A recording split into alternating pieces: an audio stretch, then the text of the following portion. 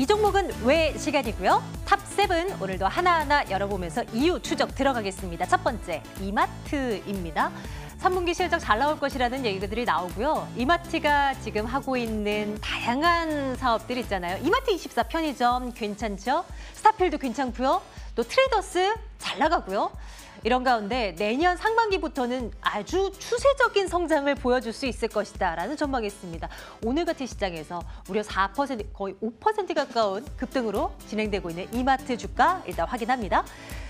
1차 철강 제조업을 영위하는 세아제강이 인적 분할을 했습니다. 지난 8월 30일부터 어제까지 이제 정지가 됐었고요. 오늘 재상장된 첫날이었는데 참 타이밍이 안 좋죠. 시장 분위기 너무 안 좋았고 사실 세아제강 지주 같은 경우는 장 초반에 한 6%까지 급등 추세를 보이기도 했는데요. 그거 다 반납하고 지금 6% 하락으로 돌아선 상황입니다. 세아제강은 거의 급락 수준이고요. 네, 이어서 통신주 하나 보겠습니다. SK텔레콤입니다. SK그룹의 정보보안회사 SK인포색을 인수한다는 방안을 검토하고 있다. 이 뉴스 하나 잡혀 있고요. 그리고 SK텔레콤 그동안 이러저러한 이유로 좋다라는 말들이 나오면서 계속 고점 높여가고 있잖아요. 오늘도 장중한 때 52주 신고가 기록이 되기도 했었고 지금은 28만 1,000원에서 움직임 나타내고 있습니다. 은행주들에 대한 전망 참 좋습니다. 그중 하나금융지주 볼 텐데요. 오늘도 강보합선 조금 상승폭을 반납하긴 했습니다만 수급 너무 좋습니다. 투신권 중심으로 해서 기관 투자자들의 순매수가 10거래를 연속해서 강력히 겉도 들어오고 있는 그런 모습이고요. 그럼에도 불구하고 아직도 저평가라는 얘기들이 나오고 있습니다. 46,300원 기록되고 있습니다. 삼성전자가 실적을 발표하면서 이제 본격적인 어닝 시즌 돌입이 됐는데요. 3분기에 또 최고의 실적을 냈습니다. 첫 번째로 사상 처음으로 17조 원을 돌파했습니다. 딱 석 달 만에 17조 5천억 원을 벌어들인 회사입니다. 엄청나죠. 시장 컨센서스도 상회하는 모습인데 물론 실적에 따라서 실적 결과에 따라서 삼성전자 주가가 좌지우지되지는 않았어요. 지난 수년간이요. 지금은 강보합선 정도에 진행되고 있는 상황입니다. SK 한번 볼까요? 지주사요. 3%대의 강세에 놓여 있는 상황인데요. 4분기 이후 성장 동력을 강화할 것이다. 특히 제약 계열사들의 어떤 재평가가 이뤄지면 주가 한 단계 레벨업 될 수 있을 것이다라는 전망 나옵니다. 29만 1,500원입니다. 지수에 대한 판단도 또 한번 내려봐야죠. 코스피, 코스닥. 코스피는 그래도 낙폭을 조금 많이 줄여놓습니다. 물론 시총 상위 단 1, 2, 3위 까지던가요? 그래도 이 덩치 큰 종목들이 좀 버텨주고 있기 때문인데요. 떨어지는 종목수 여전히 많은 상황이고요. 코스닥 시장이 775포인트까지 떨어지면서 양지수 모두 5거래 연속의 하락세 나타내고 있는 상황입니다. 자, 오늘은 AR인베스트 오현진 팀장과 함께 말씀 나누겠습니다. 팀장님 어서 오세요. 네, 안녕하세요. 예, 이번 주 내내 시장 분위기가 너무 안 좋아서요. 네, 일단은 그렇죠. 코스피, 코스닥 이렇게 지수, 시장 전체에 대한 판단을 좀 내려주셨으면 좋겠는데요. 지금 위기인가요? 아니면 기회일까요? 어떤 판단이십니까? 네, 꼭 둘 중에 하나를 선택해야 한다면 후자 쪽에 좀 더 손을 들어주고 싶습니다.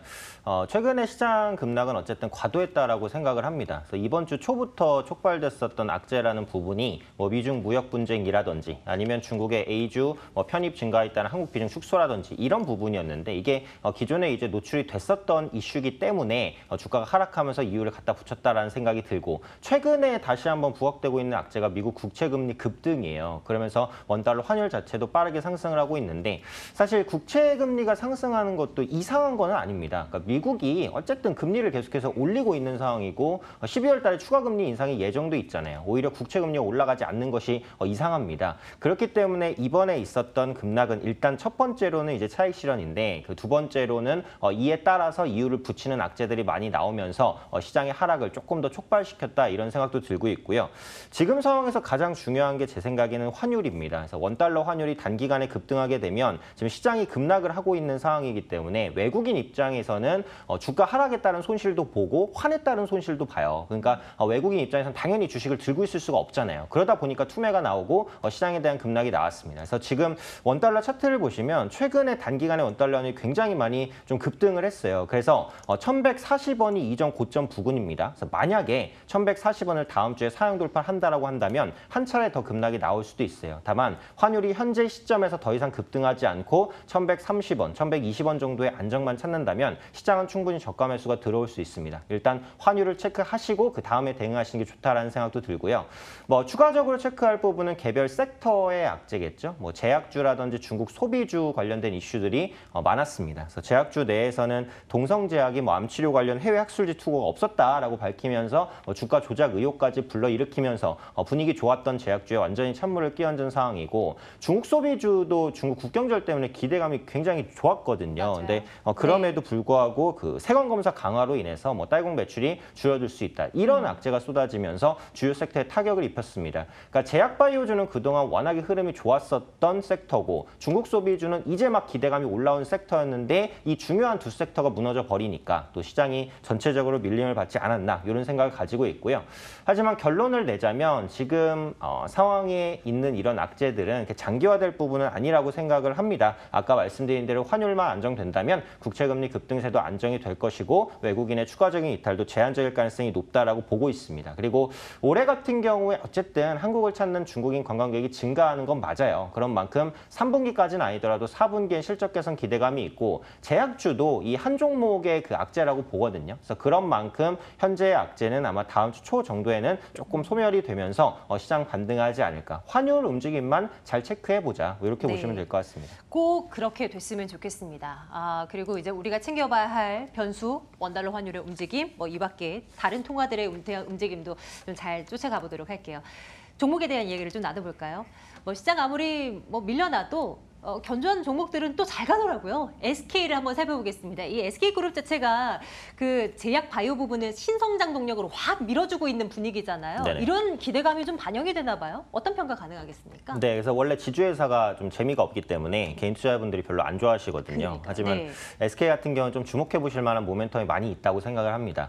결국은 지주회사가 가려면 자회사들이 좋아야 돼요. 근데 자회사들이 괜찮다는 거죠. 지금 SK그룹의 주요 자회사라고 한다면 SK텔레콤, SK이노베이션 대표적으로 두 종목 볼 수 있는데 두 종목 모두 주가 굉장히 좋죠. 3분기에 이어서 하반기 실적 기대감도 높습니다. 그래서 통신주 같은 경우 마케팅비 절감에 따른 이익 개선 계속해서 나타나죠. 배당 매력도 있고요. 정유주 같은 경우에는 국제유가 상승에 따라서 원유 재고 차익 증가에 대한 기대감이 있죠. 그래서 실적 잘 나올 것이고 주가도 상승세를 이어갈 수 있습니다. 이에 대한 수혜는 결국 모회사인 SK텔레콤에 점진적으로 반영될 수 있다라고 보시면 될 것 같고요. 또 SK그룹의 이제 손자회사라고 할 수 있죠. SK텔레콤의 자회사니까 SK하이닉스가 물론 최근에 주가는 별로 부진합니다만 삼성전자가 이번에 최대 실적을 기록했기 때문에 당연히 SK하이닉스도 최대 실적 나올 가능성이 매우 높아졌습니다. 그래서 그런 수혜도 모회사인 SK에 갈 수 있다라고 보시면 될 것 같고요.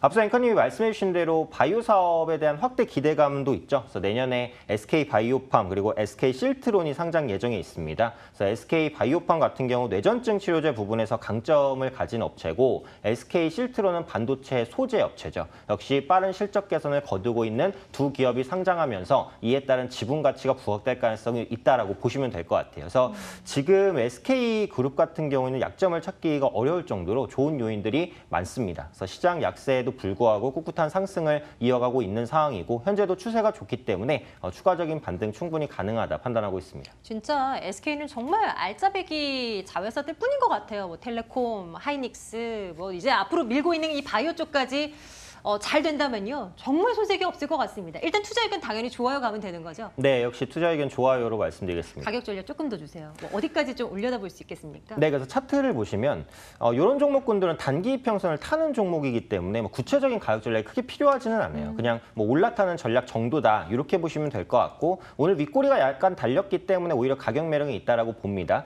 그래서 이 종목을 보시면 외국인 수급과 그 주가 방향이 일치해요. 그래서 외국인이 8월 초부터 계속해서 순매수를 보여주고 있고 주가 역시 우상향입니다. 그래서 현재 주가 28만 9,500원인데 뭐 현재 주가 부근에서 좀 다음 주에 매수를 하셔도 괜찮겠다라고 말씀드리겠고요.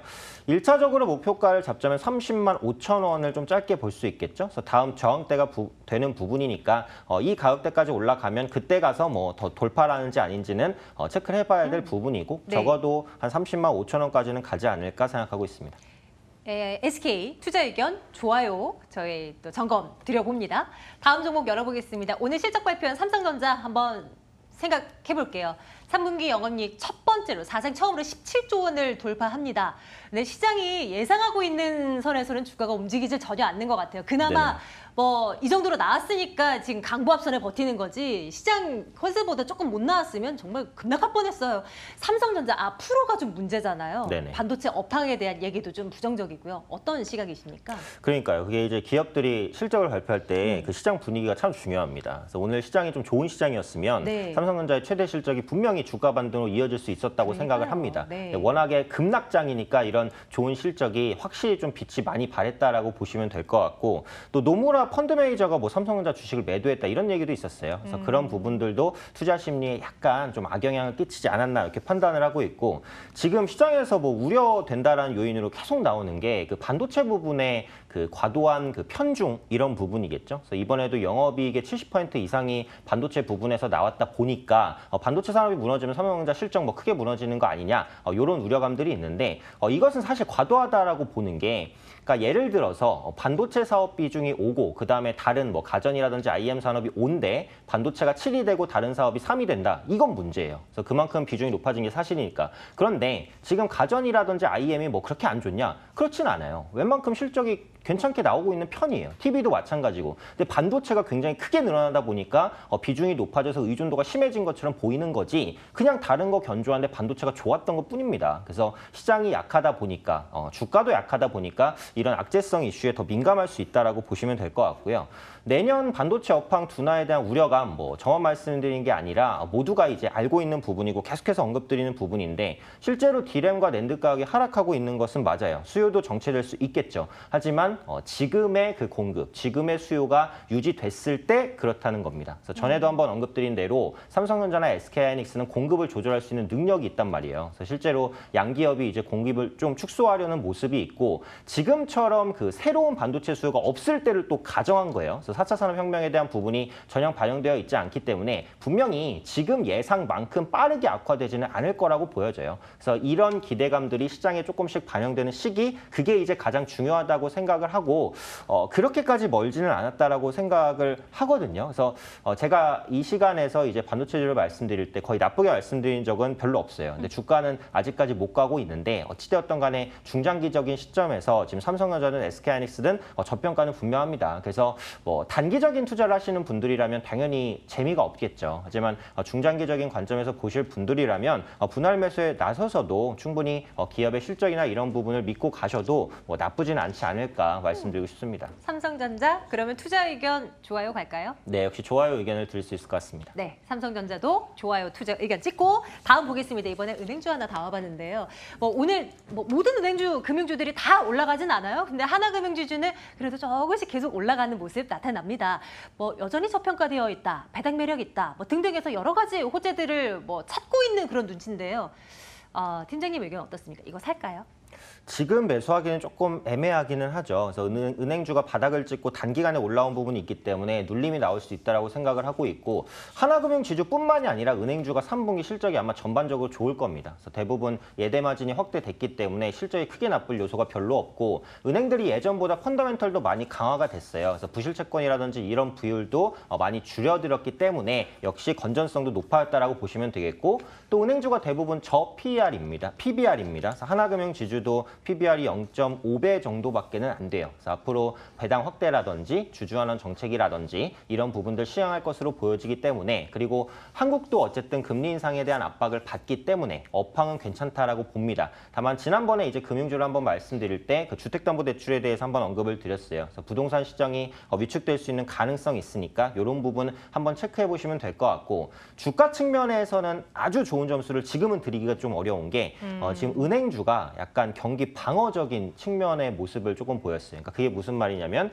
최근에 시장이 급락할 때 은행주만 완전히 시장과 반대로 우상향을 보였단 말이죠. 네. 그러니까 보통 이런 패턴이 나올 때는 시장이 바닥을 잡고 반등할 때 하락장에서 강했던 종목군들이 좀 밀리는 경향이 있어요. 통신주도 그렇고 KTND라든지 이런 약간 방어주 아니면 좀 무거운 종목 이런 종목군들이 시장에서 방어 역할을 했을 때 시장 반등 시기에선 소외되는 그런 모습이 있습니다. 근데 아까 말씀드린 대로 제가 보는 뷰는 환율만 안정되면 시장은 반등할 것이다 라는 뷰이기 때문에 그것에 의해서 투자를 해본다라고 한다면 다음 주 시장이 반등할 때 은행주가 좀 부진할 수 있다는 거죠. 결론을 내드리면 업황은 괜찮지만 주가 측면에 있어서는 조금 쉬어갈 수도 있겠다. 이 정도로 보고 싶습니다. 그럼 투자 의견은 한 중간 정도로 가죠. 뭐 글쎄요. 도장 찍겠습니다. 좋아요 의견 주신 SK 그리고 삼성전자 둘 중에 이제 내일장 탑픽을 꼽아봐야 되는데요. SK 대 삼성전자 무엇입니까? 어떤 걸로 갈까요? 지금은 추세가 당연히 SK가 좋기 때문에 뭐 어쩔 수 없이 탑픽을 좀 SK로 말씀드리도록 하겠습니다. 그래서 추가 수익 한 10% 노리신다면 충분히 재미 볼 수 있는 종목이 아닐까 생각합니다. 네. 이 종목은 왜 살펴봤고요. 장 마감 임박해오고 있죠? 안신 앵커 만나러 가겠습니다.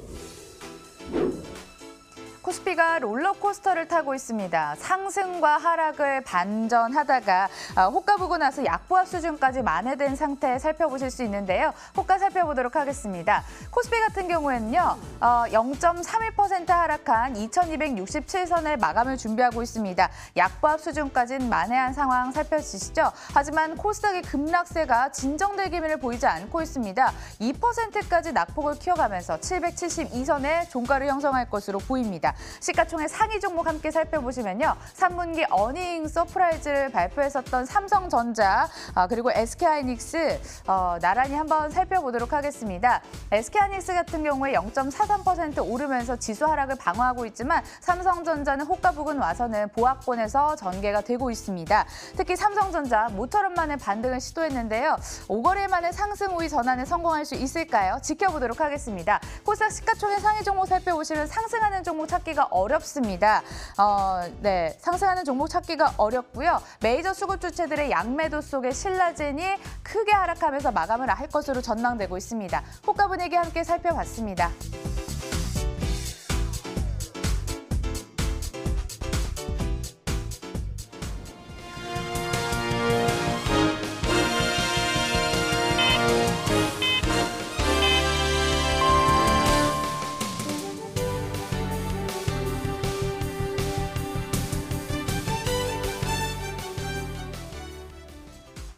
10월 5일 마감 상황 전해드리도록 하겠습니다. 장전 삼성전자의 어닝 서프라이즈 소식에 개인의 매수세가 몰리면서 지수 상승을 이끌었는데 외국인의 세이코리아가 또 발목을 잡는 하루였습니다.